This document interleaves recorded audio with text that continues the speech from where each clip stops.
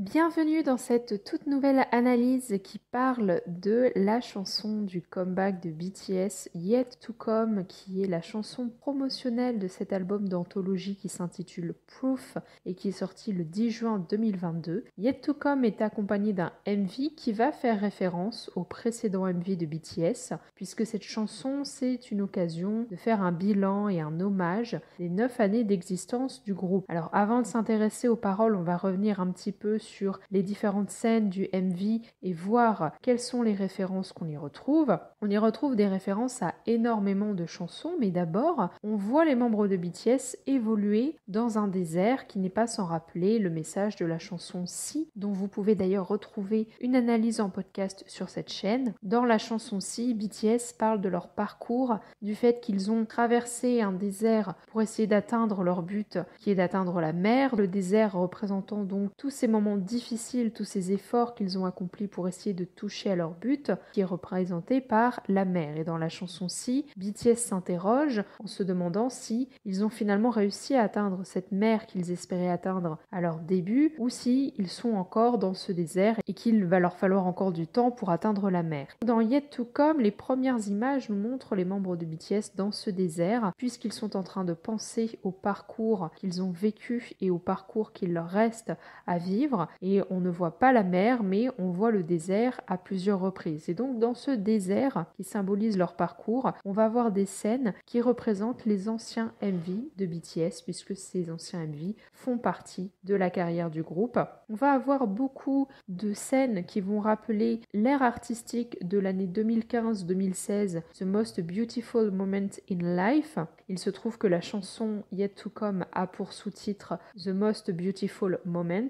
Donc évidemment, c'est aussi en lien avec cette ère artistique qui a marqué un tournant dans l'ère de BTS. En 2015, lorsqu'ils ont lancé cette ère artistique, ils ont commencé à développer toute une histoire à travers leur MV, à partir notamment de la chanson I Need You. Alors, on ne voit pas forcément de référence au MV de I Need You. Par contre, on va voir des scènes qui vont rappeler notamment le prologue Butterfly qui est sorti pour la promotion de la deuxième partie de cette ère artistique, qui est sortie la deuxième moitié de l'année 2015 et qui avait à ce moment-là comme chanson promotionnelle Run. Mais avant de sortir Run, ils ont sorti une vidéo où on entendait la chanson Butterfly. Cette vidéo, vous pouvez la retrouver sur YouTube, elle s'intitule Prologue Butterfly. On y voit notamment Jungkook qui fait un signe avec ses doigts comme une longue vue pour regarder à travers ses doigts. On voit également des références au fait que dans Prologue Butterfly, on a des scènes qui se passent au bord de la mer avec un camion, notamment Jin qui est associé à ce camion dans Yet to Come. On voit aussi Suga qui est assis sur un piano, qui porte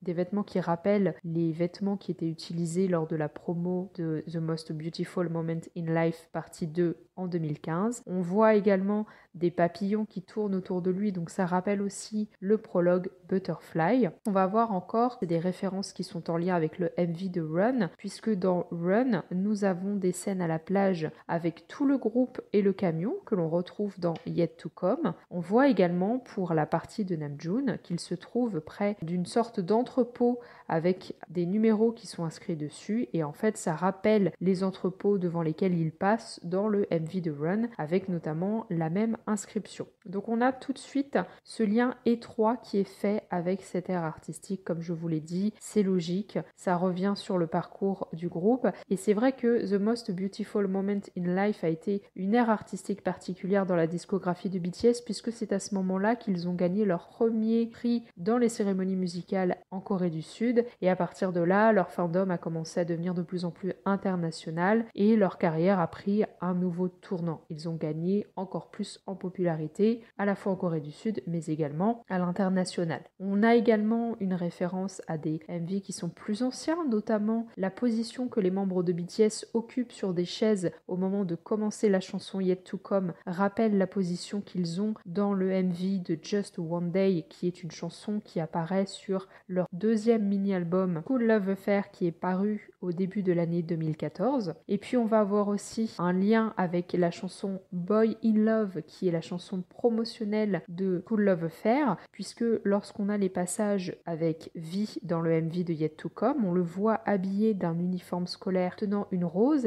et personnellement ça me rappelle les images du MV de Boy in Love, puisque dans Boy in Love on voit les membres de BTS au lycée en uniforme scolaire offrir notamment une rose à une jeune fille dans le MV. On a également des références à des chansons un peu plus récentes de BTS. Lorsque c'est le passage de Jin, il lève sa main en un geste qui rappelle la façon dont il termine la chorégraphie de Fake Love qui est sortie en mai 2018 à l'occasion de l'album Tear. On a aussi pas mal de scènes dans Yet to Come qui vont rappeler un MV et une chanson de BTS qui a particulièrement marqué les esprits. Je veux parler de Spring Day. Yet to Come va multiplier les références avec notamment Jungkook qui se trouve devant le manège où est inscrit You Never Walk Alone, exactement comme dans Spring Day. Donc c'est une référence à la réédition You Never Walk Alone qui est leur album Wings sorti en octobre 2016. On a également Jimin qui va se retrouver devant une paire de chaussures dans le MV de Yet to Come et dans Spring Day on le voit tenir une paire de chaussures. Si vous voulez savoir la signification de ce geste, je vous invite à écouter l'analyse de la chanson Spring Day que vous pouvez retrouver sur cette chaîne également. On va également avoir Jungkook encore une fois vers la fin du MV.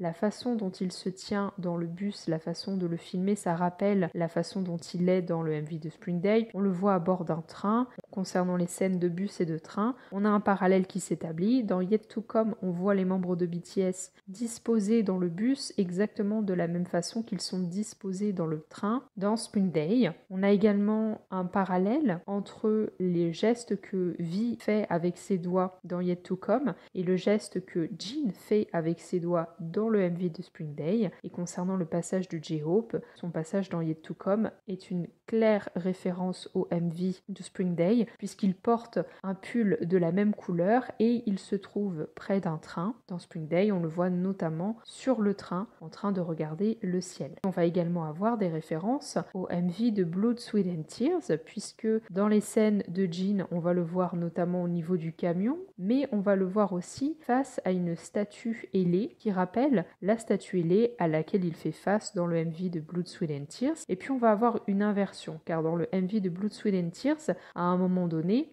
les yeux de Jin sont cachés par les mains de V. Et dans le MV de Yet to Come, c'est Jin qui va aller cacher de ses mains les yeux de V. Donc la boucle est bouclée entre ces deux scènes. Et puis enfin, pour terminer les références que Yet to Come fait au précédent MV de BTS, vers la fin du MV, on voit un bus scolaire jaune devant lequel BTS se trouve. Et ce bus scolaire, c'est celui que l'on voit dans No More Dream, qui est leur chanson de début, avec ce concept de jeunes qui critiquent le système scolaire sud-coréen. BTS commence leur tout premier MV qui va marquer le début de leur carrière en sortant de ce bus et en effectuant une chorégraphie dans une scène où se trouve clairement ce bus jaune. Et là, dans Yet to Come, on voit les membres de BTS chanter au niveau du bus, puis rentrer à l'intérieur. Le bus symbolise également le fait de continuer à avancer. Donc j'espère que cette partie sur les différentes références de Yet to Come vous aura intéressé. N'hésitez pas à aller revoir les anciens clips auxquels font référence les différentes sets de Yet to Come. Et maintenant, on va passer à l'analyse des paroles de cette chanson. La chanson commence avec les paroles suivantes. Honnêtement, était-ce le meilleur parce que je veux voir la suite dans ces hier que nous avons traversés avec empressement, si beau. Le début de la chanson, c'est un moment de pause où BTS va réfléchir à ces 9 années d'existence du groupe et au chemin parcouru. On a une référence au sous-titre de la chanson qui est The Most Beautiful Moment,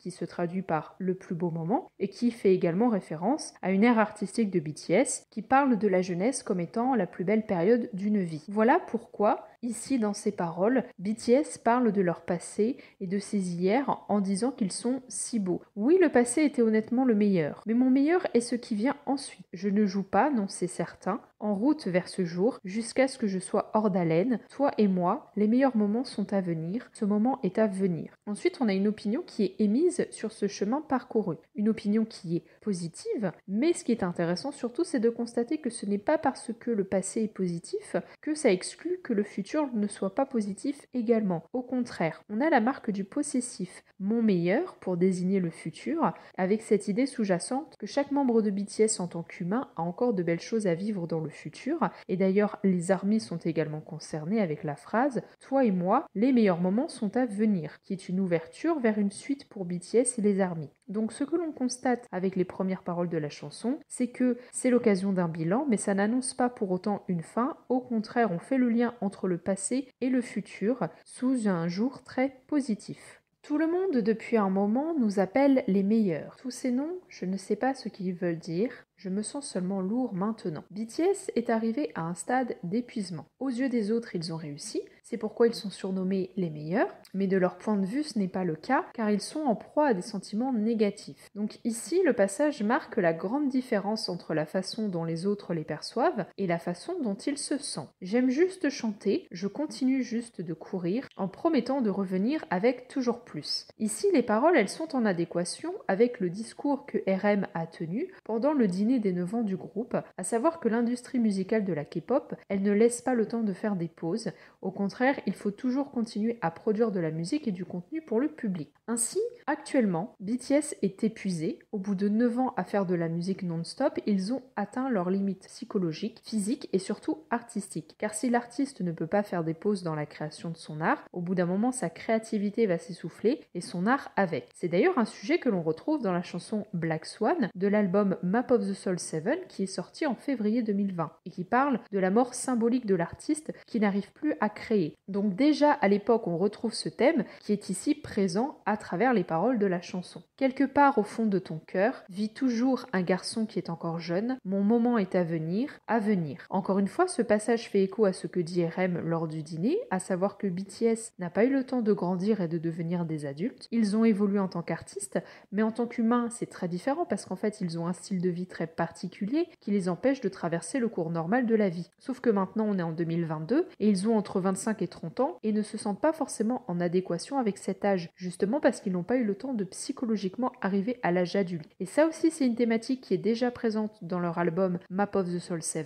notamment avec la chanson solo de Jungkook, My Time, qui parle justement de son rapport au temps et du fait qu'il ne se sente pas au même niveau que ses amis du même âge que lui à cause de sa vie d'idol K-pop. As-tu un rêve ? Qu'est-ce qu'il y a à la fin de ce chemin ? Ce moment est à venir. La nuit, quand tout le monde se tait, nos pieds n'arrêtaient pas de bouger. À venir. Nous allons toucher le ciel avant le jour de notre mort. Ce moment est à venir. C'est seulement le début. Le meilleur est à venir. Ici, on a une évocation du passé, des pensées qui les animaient à l'époque de leur début, à savoir la réalisation d'un rêve et d'un objectif à atteindre. On a également l'évocation du travail acharné qu'ils ont fourni pour débuter en tant que groupe et également se construire une carrière, puisqu'on a l'évocation des répétitions qui durent toute la nuit avec la phrase « La nuit quand tout le monde se tait, nos pieds n'arrêtaient pas de bouger ». Et puis on a les paroles suivantes. Le titre inconfortable qui nous a été donné depuis un certain temps, être appelé les meilleurs, me fait rougir même maintenant. Encore une fois, on va avoir l'opposition entre le passé et le présent avec cette appellation que leur donnent les médias depuis quelques années, à savoir les meilleurs. Ce titre qui va traduire l'accomplissement du groupe et la réalisation des rêves et des objectifs de leur début, mais un titre qui est associé à l'acte de rougir. Or, rougir, ça traduit un sentiment de malaise ou de honte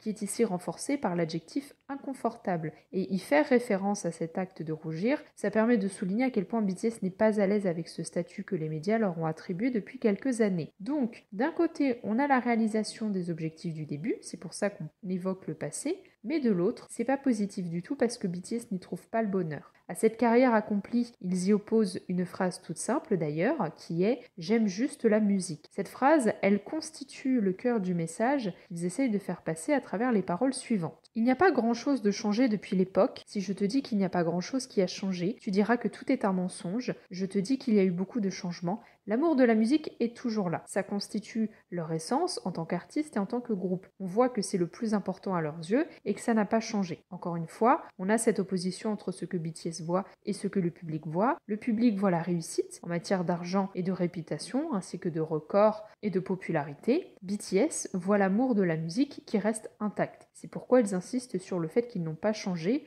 Ils essayent de dire ici que cette essence musicale, cette essence artistique qui les motive dans leur carrière, elle est toujours présente. Ensuite, on va avoir le passage de RM. Un nouveau chapitre, chaque moment est mon nouveau meilleur, comme si j'étais le moi de 13 ans. Je lâche des sons comme je le faisais à l'époque. Ici, il évoque la période de sa vie où il a commencé le rap. Ça lui permet de dire que l'amour qu'il éprouve pour la musique est toujours intact, même en 2022, alors qu'il avait commencé à l'époque en 2017 à 13 ans. On a donc ce lien, encore une fois souligné, entre le passé et le futur. Et à propos de futur, on va y faire référence avec les paroles suivantes. Il y a toujours beaucoup à apprendre, et dans ma vie, il y a toujours beaucoup de choses à accomplir. Encore une fois, les paroles sont en lien avec le discours qu'il a tenu lors du dîner d'anniversaire. BTS, en tant qu'individu, ils ont besoin d'évoluer dans leur vie personnelle parce qu'il y a eu des manquements dus à leur vie d'idole. Ici, RM ne parle pas en tant que membre du groupe, mais en tant que Kim Namjoon, un être humain de 28 ans. Puis les paroles suivantes, elles expriment encore une fois cette fatigue que vit BTS en ce moment. Si tu me demandes pourquoi,